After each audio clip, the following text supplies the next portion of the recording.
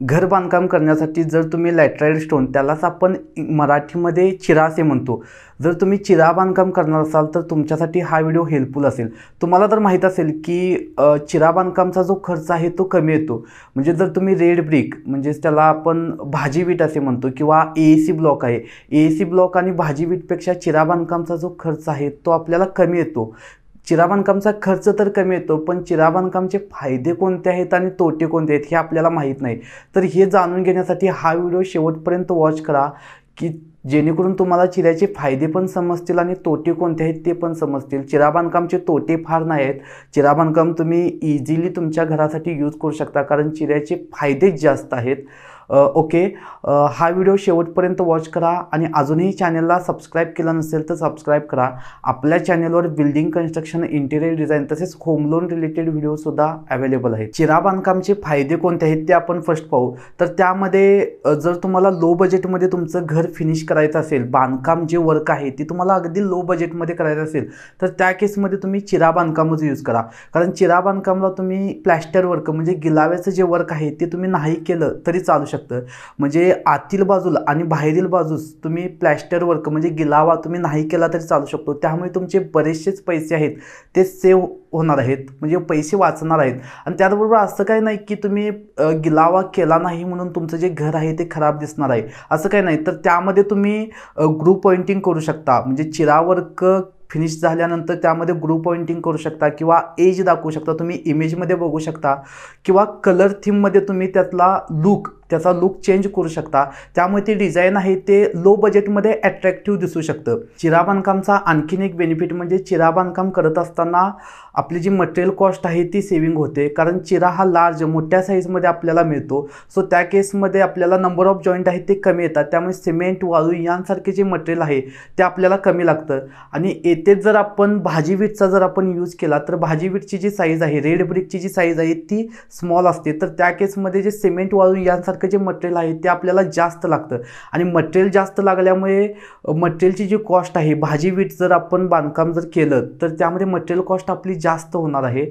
आणि जर आपण चिरा यूज केला तर त्याची मटेरियल कॉस्ट कमी येणार आहे, कारण नंबर ऑफ जॉईंट कमी, त्यामुळे सिमेंट वाळूचा जो खर्च आहे तो आपल्याला कमी येणार आहे. जर तुम्ही तुमचं घर फक्त ग्राउंड फ्लोअरवरती बांधणार असाल तर त्या केसमध्ये तुम्ही RCC स्ट्रक्चरचा यूज नाही केला तरी चालू शकेल, कारण डायरेक्ट आपण चिरा बांधकाम करून डायरेक्ट त्यावरती आपण स्लॅब कास्टिंग करू शकतो. त्यामुळे तुमचा RCC स्ट्रक्चरचं जे बजेट आहे ते खूप सेव्हिंग होणार आहे, कारण आपण त्याचा कॉलमचा आपण यूजच करणार नाही, कारण विदाऊट कॉलम आपण डायरेक्ट चिरा बांधकाम यूज करून डायरेक्ट आपण स्लॅब कास्टिंग करू शकतो.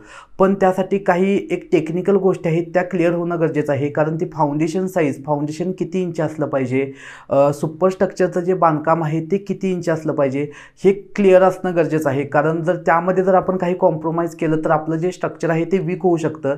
तर ते ओव्हरऑल चिरा बांधकामचं जे सुपर स्ट्रक्चर प्लस फाउंडेशनचं जे बांधकाम आहे ते आपलं कसं असलं पाहिजे, किंवा किती इंच आपण घेतलं पाहिजे, प्लस तुमचं जे विंडो आहे त्या विंडोवरती लेंटेन किती साईजचा असला पाहिजे, प्लिंथ बीम आहे तो प्लिंथ बीमची साईज किती असली पाहिजे, या रिलेटेडचा जो व्हिडिओ आहे तो आपल्या चॅनलवर अपलोड होईलच.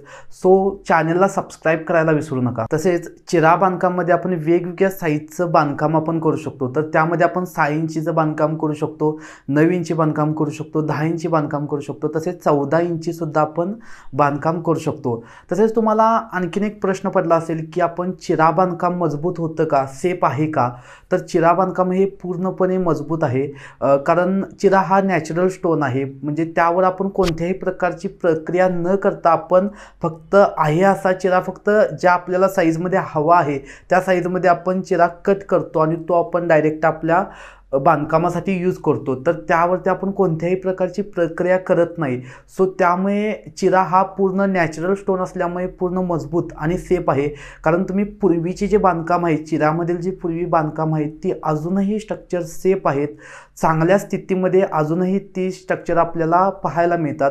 यावरून आपण अंदाज लावू शकतो की चिरा बांधकाम हे पूर्णपणे मजबूत आणि सेफ आहे. चिऱ्याचं जे फिनिशिंग आहे ते थोडंसं रफ असतं, आणि रफ असल्यामुळे किंवा चिऱ्यावरती लहान लहान छिद्रे असतात. छिद्रे असल्यामुळे गिलाव्याला ग्रीप चांगली मिळते. म्हणजे चिरा बांधकाम केलं आणि त्यावरती आपण प्लॅस्टर म्हणजेच आपण गिलावा वर्क केलं तर छिद्रे असल्यामुळे प्लॅस्टरला ग्रीप चांगली मिळते, आणि ग्रीप चांगली मिळाल्यामुळे क्रॅक्स किंवा लिकेज होण्याचे जे चान्सेस आहेत ते कमी होतात. त्यामुळे चिरा बांधकामावरती ज्यावेळी आपण प्लॅस्टर वर्क करतो ते दीर्घकाळ टिकतं. चिरा बांधकाम आहे ते फास्ट कंप्लीट होतं as compared to red brick.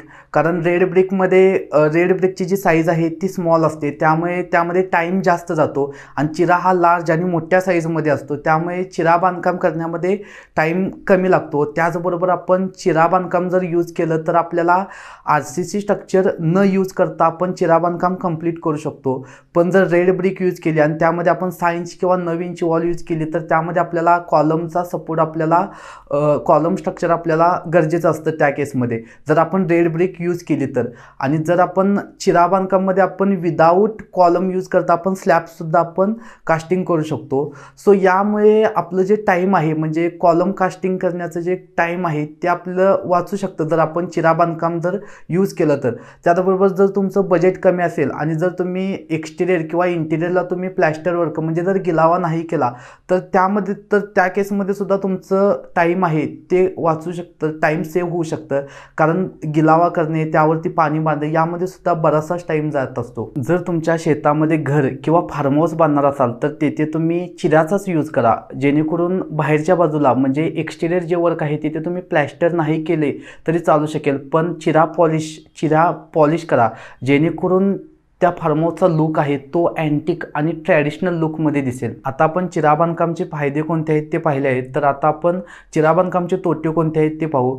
चिरा बांधकाम म्हणजे चिऱ्याचं जे वेट आहे, वजन आहे ते जास्त असतं, त्यामुळे चिऱ्याचा यूज आपण अपार्टमेंटमध्ये जास्त करत नाही, कारण स्ट्रक्चरवर डेड लोड जास्त येऊ शकतो. तर त्या केसमध्ये आपण AAC ब्लॉकचा यूज करतो, कारण AAC ब्लॉक हे लाईट वेट असतात. तसेच तुमचा जो बंगलो आहे तो बंगलो G+2 असेल तर, आणि त्यामध्ये जर तुम्ही RCC प्लस टोटली जे वर्क आहे ते जर तुम्ही चिऱ्यामध्ये करणार असाल तर RCC जे स्ट्रक्चर आहे त्यामध्ये तुम्हाला हेवी स्टील डिझाईन यूज करावं लागेल. कारण RCC स्ट्रक्चरवर जर चिरा यूज करणार असाल तर RCC स्ट्रक्चरवर डेड लोड जास्त होऊ शकतो. सो स्टील डिझाईन आहे ते हेवीच यूज करावं लागेल. ओके, चिऱ्याचे आत्ता आपण फायदे पण पाहिले आहेत आणि तोटे पण पाहिले आहेत. आय होप तुम्हाला हा व्हिडिओ आवडला असेल. व्हिडिओ आवडला असेल तर व्हिडिओला लाईक आणि चॅनलला सबस्क्राईब करायला विसरू नका. थँक्यू.